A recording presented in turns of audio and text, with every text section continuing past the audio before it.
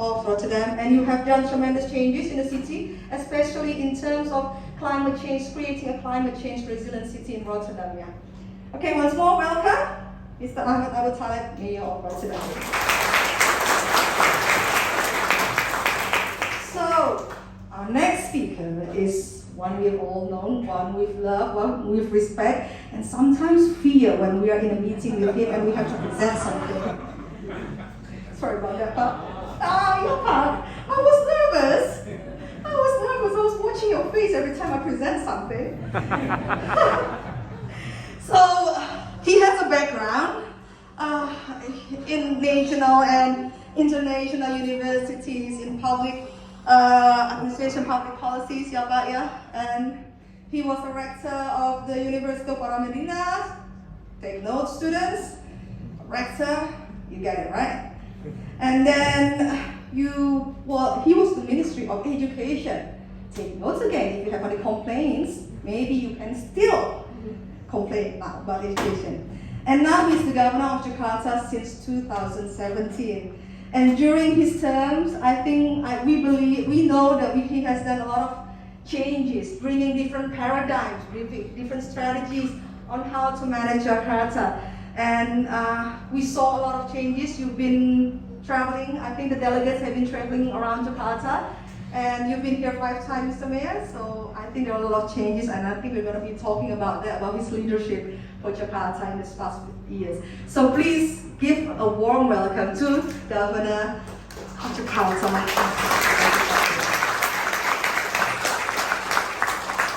So, is it okay if I sit down? It's okay. Yes, thank you. Inhale, exhale. So, Mr. Governor, Mr. Mayor, once again, welcome. You've got your mics ready. Okay, is it on? I think it's on. So, personally for me, it's an honor. It's an anxiety moment, but it is also an honor for me to be able to sit here and talk, because not many of us are given that opportunity, but I get to ask the first questions, right? Before we stand, I get to ask the first questions. So hopefully the questions are correct. Starting our conversation today, because we have a lot of students here, and UTEP is also an education program about knowledge learning. And perhaps, Lisa, you can tell us a little bit about who are... Oh yes, sorry, I forgot about that. Okay, so we have here, as I mentioned, we have delegates from Rotterdam City. If you would mind to raise your hands. Yes, thank you very much, so everyone, welcome. And then we also have the delegates from the Jakarta Special Capital Government. My boss is here, so I'm also nervous. He's here, he's watching, he's making his notes.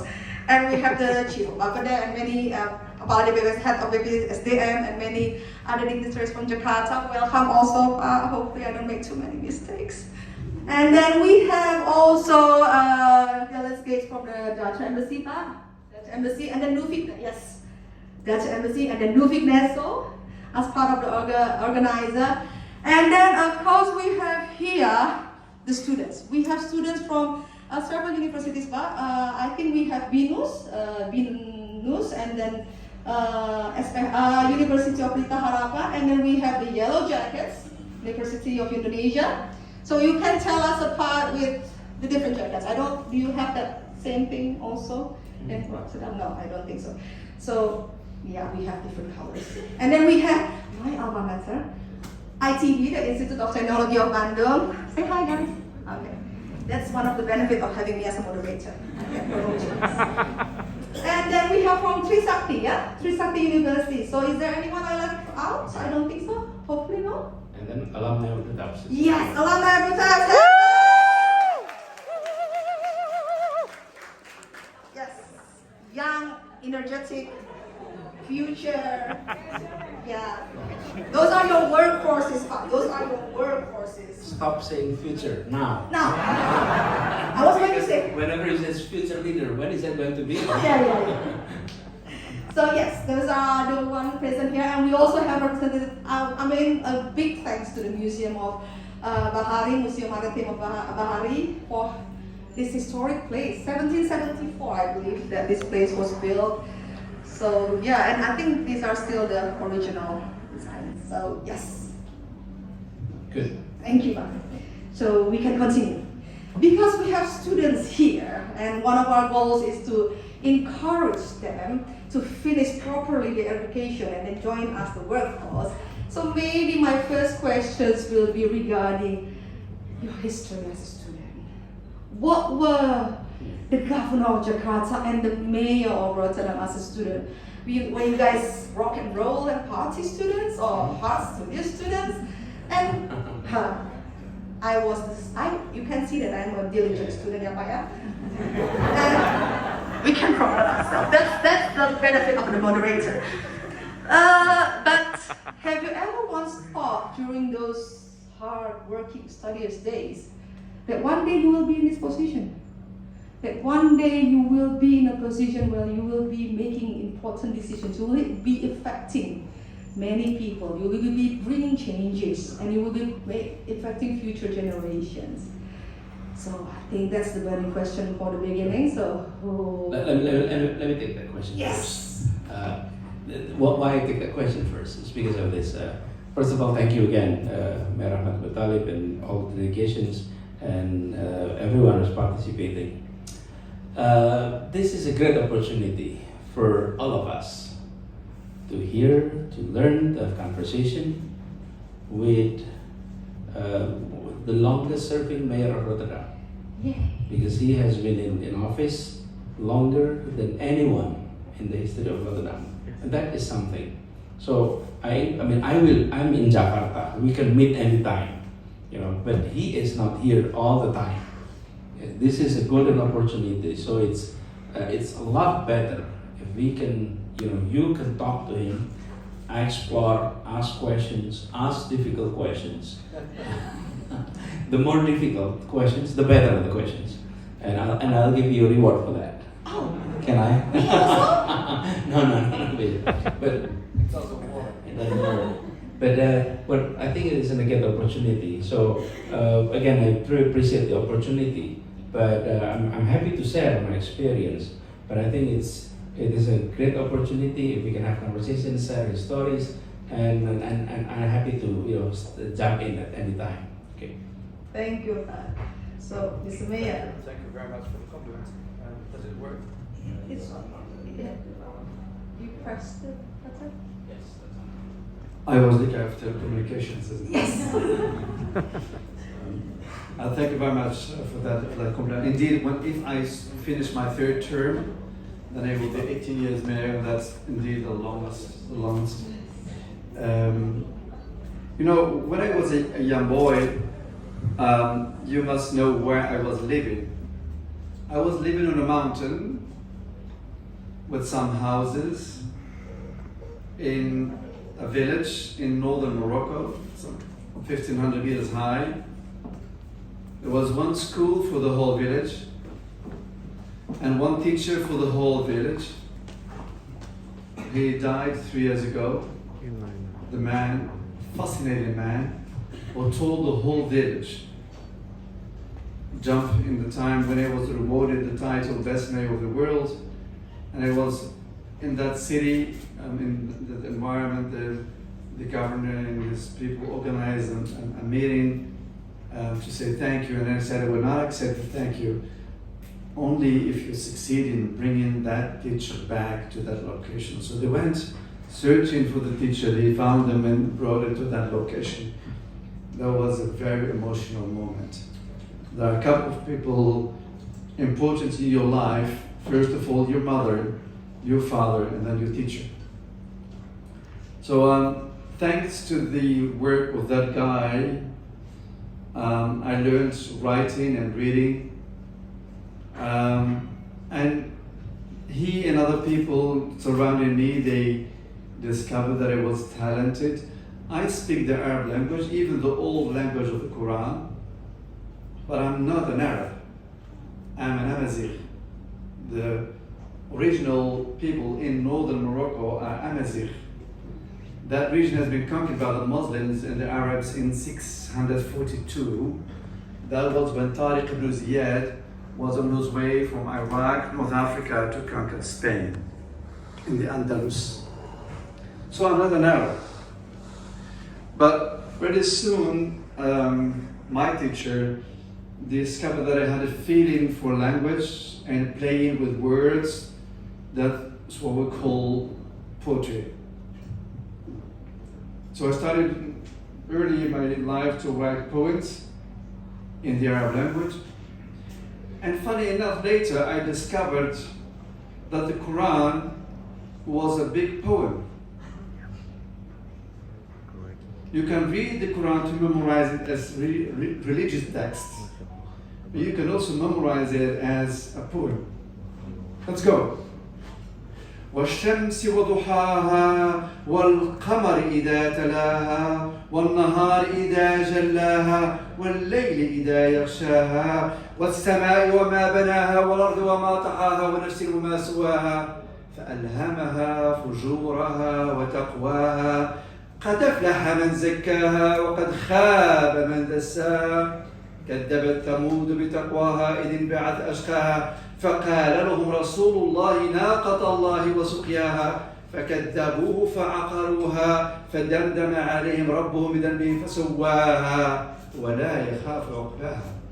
It's all a big poem ending all of it on ha. Fascinating. I discovered myself that you can read it as a Quran text but also as a poetry. And then later I discovered big names in the Arab world writing poetry, progressive political poetry, like Aboutaleb in Tunisia, who wrote something about becoming slaves if you accept a dictatorial system. That was in those years. He was a big guy. He became 36 at the end and he died. And he wrote a fascinating poem saying, إذا الشعب يوما أراد الحياة فلا بد لليل أن ينجلي ولا بد للقيد أن ينكسر. If a people wants liberty, wants dark will disappear, making place for lights, and then the hands will be free. That was really what motivated me to be interested in poetry. But later I discovered I had also a talent for mathematics. Okay. Yeah. Because that was my question. I had no idea. Engineering. Yeah. When I went to the Netherlands, I had a wonderful teacher, who was teaching me mathematics and natural sciences. And then he said to me, Ahmed, you have talents to go to avionics. I have a diploma to work with airplanes. No one knows that. Okay. But it's in my CV. It's small written down. It's something to... So I turned to have a talent in mathematics, but in fact, what the governor and myself are using as handcrafts in our daily operations is not a thing you can learn at school. I call it the street academia. That's what you learn in social interaction with citizens, with scholars, with engineers. That is the ability to collect that together, to put it on a scale, and to distinguish for yourself what is important to do today, tomorrow, next year, or 10 years. So it's a mix, really, what made myself what I am. It's a mix of sometimes talent, sometimes the desire to do things, and sometimes the ability to be accepted by that. You cannot be on this chair if the citizens will not accept you. People must accept you and say, we trust you to be on that chair. It's also gaining public trust to do things. I had never been thinking that I would become a politician. In fact, when I was for the first time asked by my party to lead in Amsterdam, I studied in Amsterdam as vice mayor, I said no. It's thanks to a former mayor who called me and said, Ahmed, I hear that you will say no. I said, yes, I'm gonna say no. He said, don't do it, the city needs you. That was in 17 February 2004. And November that year, something terrible happened in Amsterdam. Van Gogh was assassinated, a filmmaker was a big deal. And then the city becomes really a big trouble. It was the mayor myself who acted those years as a kind of fire people to cool down the city. And since then, ladies and gentlemen, since 2004, I'm still living under severe threats, death threats, and I need police protection in the Netherlands since 2004. So sometimes willing to do things, managing things, comes with danger. Yes. But we say in the Netherlands, if you can't stand the heat, get out of the kitchen. Oh, wow. That's why I don't cook. Thank you very much, Mr. Mayor. That was a very insightful, your background story, how for you teachers, educators are very important in shaping what you become. You are very teachers. Yes, teachers, remember. So, but what do you want to take from that, and how do you see? Let me continue on that argument. Exactly. It's the most important and the life-changing impact is coming from teachers. The question is, who is the most important teachers? Parents. It's your parents. Parents first. Yes. Parents is the most important and the least prepared. Yes. No one is prepared. It's the most important but the least prepared. That's why, if I may say a little bit, when I served in the Ministry of Education, the new directorate that I created at that time was Directorate for Parenting Education. Because there are so many parents so unprepared, and it's not that they don't want to teach, they don't know where to reach. I don't know where I can learn. And parenting education is not about going to classroom and being taught how to be a good parent. No, parenting education is like a clearinghouse. You have sets of successful parents, many successful parents that we invited to join the center, the office. They are, in a quote, unschooled. They're educated, but unschooled. They didn't go to school, but they're open-minded. They know how to educate the kids, and they have been successful. So we make them as a reference. So it is correct. I mean, I agree, and I think whatever you see from me, and perhaps also Mayor Ahmed, is fingerprints of our parents, fingerprints of our teachers. And the second most important teachers are the early childhood teachers. Because that's so years. completely agree. That's why I think learn as much, for becoming a good parents. You're not parent yet for the students, but for many of us who are already parents, be ready that we are actually the most important. And second things is this, be active. If you're still in school, be active. If you have an easy schedule during your college years, I can say you are in trouble. If your schedule is easy, you don't have much things to do, you are in the beginning of big trouble later on. But if you're busy, whatever that busyness is, be it active in choir, be it active in anything, as long as it's a good thing, then not active in clubbing or anything, yeah? Then you are on the right track. Be busy, be active. And I often said that your high GPA will get you a job interview, but it's your leadership that will give you the job. That is your leadership, your organizational experience, your critical thinking, your systematic thinking that will get you the future.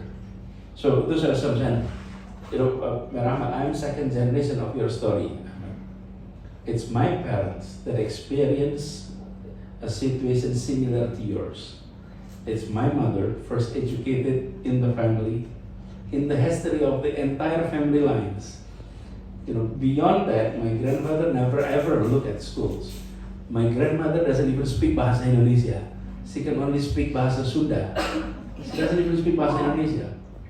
And my grandfather in Kuningan, they rarely, perhaps entire life, maybe reading only the Quran, and perhaps lifetime readership. At that time, there's minimum printing matters anyway. It's less than a week of newspaper here for his lifetime. It shows that at that time it's very minimum. But he decided to send his kids to go to school. I'm the second generation of an educated generation of Indonesia. And many of you are third generation who are still in school. It's your parents, your grandfathers who are the one in first generations educated. Brother Ahmed, when we had the independence in 1945, illiteracy rate here in Indonesia was 95%. Illiteracy rate meaning Roman alphabets. But if it comes to reading Japanese or the Quran or Pegon is Arabic letters, but the language is Malay. But they're using the Arabic letters widely.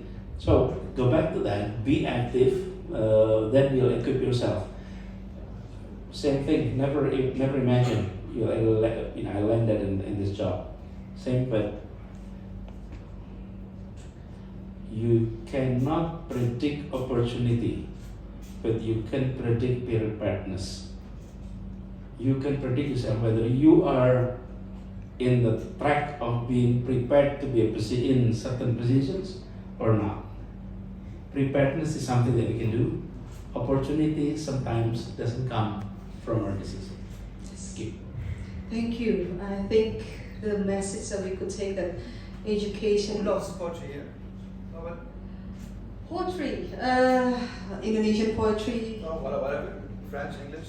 Oh, French, yes. Indonesian poetry. We know Khairil Anwar. In poetry, not really, but we have our compulsory Why am I asking poetry. that question? Because it has also it's a lot of creativity in it. If you can play with words, it's like playing with mathematic formulas. Isn't it? Maybe. You're talking to the mind. The right brain and the left brain, both are functioning well. Yes. Yeah. Yes. And if I may also suggest, one is poetry, another is read novel. Read novel is something that I'm encouraging my kids to say read novel. Why that is the case? It stimulates their imagination. Let me put it this way. There is a house, the color is blue, and the windows were green, and then the grass outside the house were nice green with beautiful flowers, and behind the house there is a beautiful mountain, and next to it there is a blue lake. That's Every one of us, when I said that, have their own imagination, and nothing is identical. Even though the word coming from me is the same, but everyone, that's called stimulations for imagination, and that's what we need. You want to be creative? Stimulate yourself with poet, literature. But if you watch movie, everything is fixed. Yes, it doesn't stimulate you. The house is fixed. Everyone come out of the theater. They have the same picture, exactly everything. So it's not really stimulating. So reading, I don't actually like the message. Apa namanya yang buku tebal Inggris itu yang cerita selama Hands-free what? bukan kayak yang baru-baru ini keluar apa? Harry Potter? Apa? Harry Potter? Harry Potter. Oke, Harry Potter. But it's very imaginative. Sebentar, saya lengkapi dulu. I encourage people to read Harry Potter for one main reason. It's very thick. Why that is important? When you are young and you're able to read 300 pages of novel, whenever you see a book 100 pages, it's a piece of cake.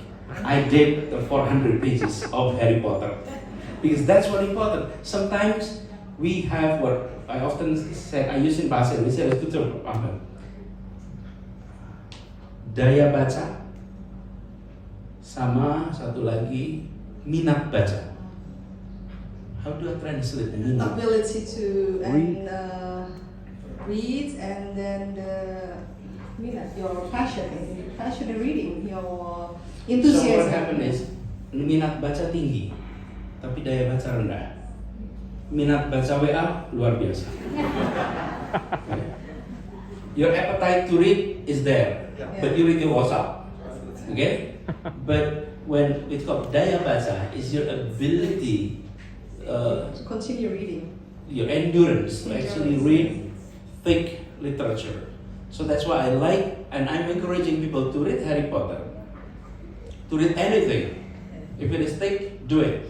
Because when it is thick and you read it, then whenever you see 50 pages, 100 pages, piece of cake. I did the 400 And pages. I encourage people also to do mathematics. Why? For one simple reason. Then no politician will lie to you based on statistics. Good one, yes. This I have similar story. No, it is also unique. I was studying economics at my undergraduate. Then I went to US for my master's, and at that time there was economics and econometrics, and we had econometrics, we had mathematics in my undergraduate. But when we took the mathematics in my master's degree, it was not mathematics that I thought. Mathematics was easy if there is numbers, but when you do not see the numbers, that is difficult. So those who are ITB, you're doing mathematics without numbers, right? Yeah. When all the algorithm is no longer using numeric value, but letters. So I did advanced econometrics, and it was truly a training that this is a true story. We were so struggling. We were in the library at 11, 12 midnight, and whenever we go back, we talk to each other, we said, why are we studying this? Why are we studying this? We are supposed to be encouraging them. No, let me finish. Okay.